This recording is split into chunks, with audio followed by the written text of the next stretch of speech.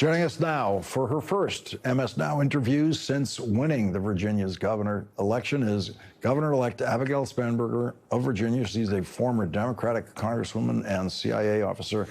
Governor-elect, thank you very much for joining us tonight. It is really great to have you here. Thank you so much for having me. I'm glad to be here. So Virginia is one of those states that has a higher minimum wage than the federal minimum wage, significantly higher, which Donald Trump seems to think is a very bad idea, telling people running McDonald's franchises, you're going to have to fight the minimum wage. I mean, what we continue to hear from this president is just out of step with what, frankly, I heard on the ground over the past nearly 2 years of my campaign for governor.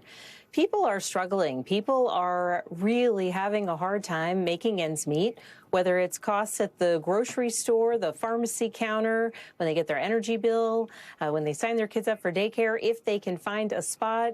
And housing prices continue to go up, whether you're a renter or a buyer. And the reality is that life just continues to be difficult.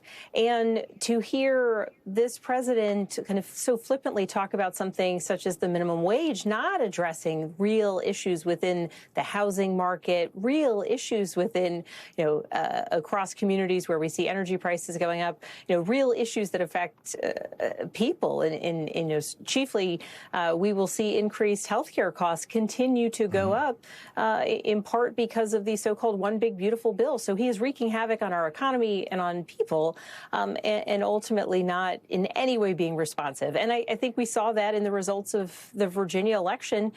People want a governor who is going to be responsive to the challenges that they are facing on the ground in their day-to-day lives. If a Democrat wins a state like Virginia by 5 points, other Democrats want to know, how did you do it? What do we need to know? What do we need to know nationally? To win by 15, you must have something that national Democrats need to know about. Well, I will say it's the largest Democratic margin of victory in Virginia since the Kennedy administration. And the way that we did it, frankly, not just winning our 3 statewide seats, but also flipping 13 seats in the House of Delegates, where we had tremendous candidates who want to represent their communities. For me, it was all about traveling all across our state, listening to people, which sounds, such a simple thing, but the reality is that far too often people will get prescriptive about what it is that we need to do policy-wise. But if you are on the ground, if you are listening, if you are mobilizing people around the concerns that they have for themselves, for their kids, for their community, for their local economy, people want a government that is responsive, and certainly whether it's issues of lowering costs, issues of strengthening our schools, or overall safety and security within our communities, people were really responsive to the campaigning that I did in every corner of our Commonwealth, focused on really straightforward policies that are going to make an impact on the things that are, front of mind for them. The last things you think about before you lay your head down at night, and the first things you think about in the morning.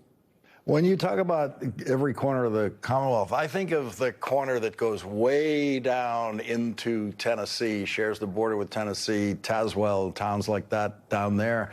And I looked at those voting returns, and you perform better in those places, which are very, very strongly Republican places, than any Democrat I've seen running in that kind of region. So you have found a way to talk to Trump voters and earn their vote. Is there something that was specifically targeted at Trump voters in what you were presenting?